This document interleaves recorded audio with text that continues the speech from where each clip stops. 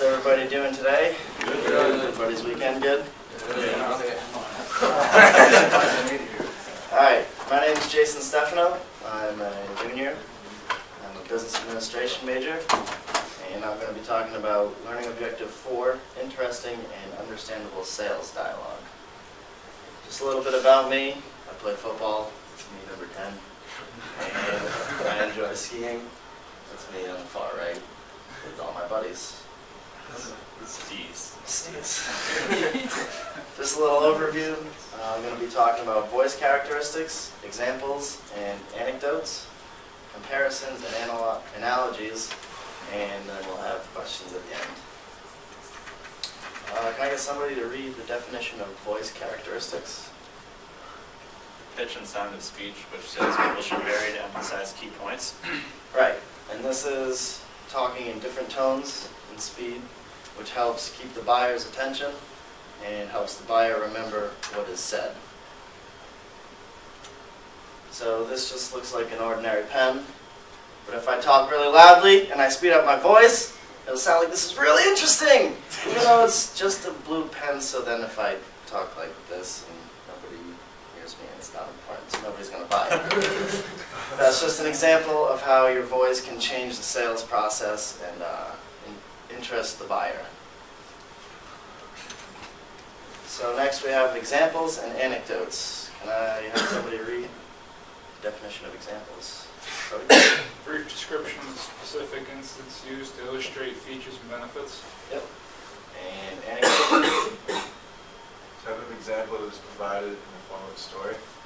Right. And the point of using examples and anecdotes in a sales pitch is to keep the buyer interested, and it also brings clarity into the presentation and improves the buyer's understanding of the product. For example, I just thought of a GPS system. So an example of an example is kind of like an inception. So an example is if you take a wrong turn, the GPS has an upgraded voice system that guides you back on track. It's just kind of give an example of a feature that the GPS system has. And an anecdote is like telling a story. So I was driving around Boston one weekend and I took a wrong turn, and the GPS with its new upgraded voice system helped guide me back on track, and I got to my destination. Alright, so comparisons and analogies. Can I get somebody to read the definition of comparisons? Statement that points out and illustrates the similarity between 2 points. Yep. And analogies? Explains one thing in terms of another. Yep. And these two are used to increase the buyer's level of interest and understanding of the information. So here we have 2 different GPSs. We have a TomTom and a Garmin. As you can see, the TomTom looks way cooler because it has a lot more information. So a comparison would be the TomTom GPS system has more information available on the screen, where the Garmin only has time arrival and time to next turn. So an example of an analogy between these two would be having a TomTom is like having a co-pilot from Delta Airlines. You'll always know where you're going. It's just really just reinforces the interest of the product that you're selling. So in conclusion, we talked about voice characteristics, examples and anecdotes, and comparisons and analogies. Who has my first question? Nobody. Alright, I got a question for you real quick. What are the 2 voice characteristics I went over, and why are they important? Pitch and speed. Yep. I had a hint, but you guys read it. And why are they important? To make things sound important. And interesting. Yes. And that's it.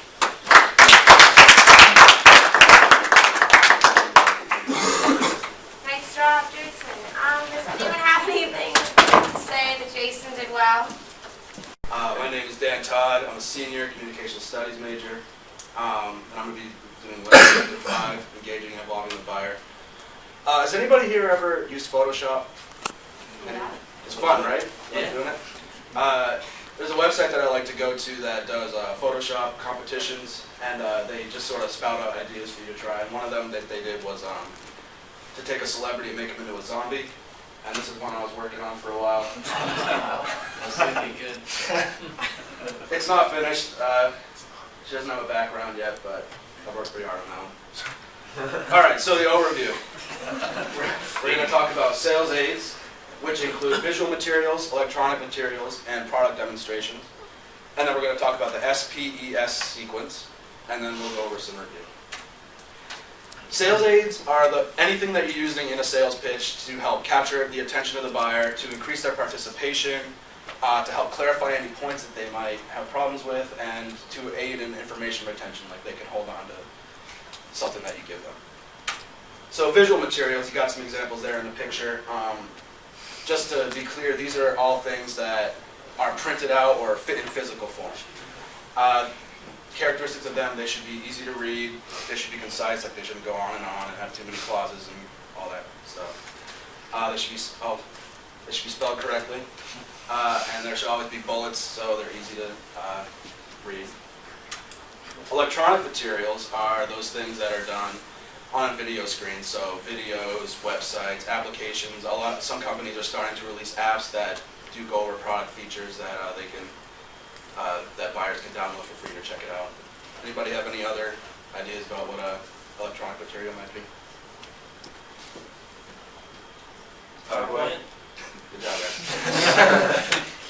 guys. Product demonstrations. These can include the actual product if it's small enough to be brought to the buyer, a model of the product if the product is too big, and then site visits for products that really need to be seen in person, like an MRI machine.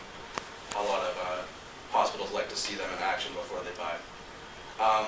And when you bring a product for a demonstration, you want to make sure that it's always very neat and clean, and it actually works, so you're not going, oh yeah, well it's supposed to work. Well, it doesn't. And you got to be confident in the way it's used, so you're not like a jerk. The SPES sequence, I'm not sure if I went over this before, but it's pretty simple. So you state the selling point or introduce it. Introduce the aid. Like this is a graph of your sales last year compared to what it could be.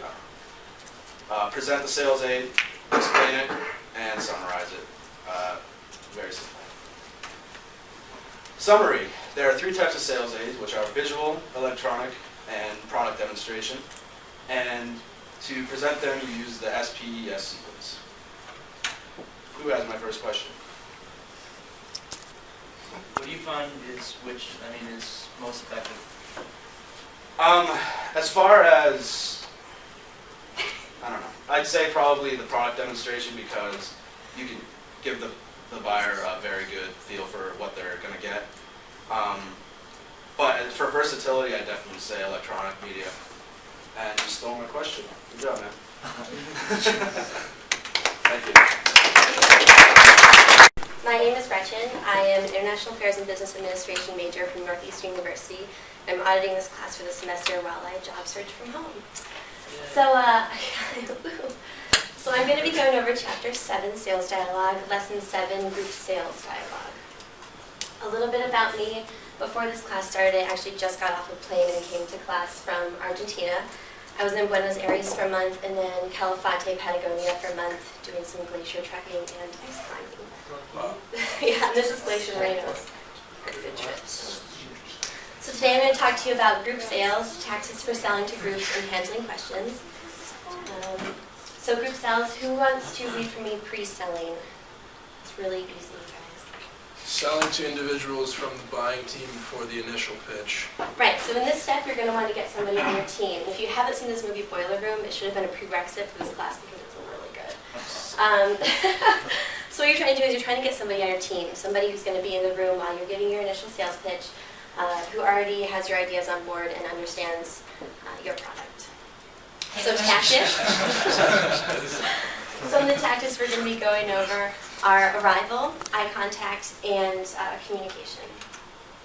So arrival, and also another prerequisite for this class should have been Glengarry Glen Ross, which I recommend you writing down because I think you guys would like it. Lots of swearing. Alec Baldwin's out of control. So you're going to want to arrive early. You're going to want to meet the people that you're presenting to, who you're going to be talking to, get an individual one-on-one, the handshake, remember their names, so you can use their first name throughout your presentation.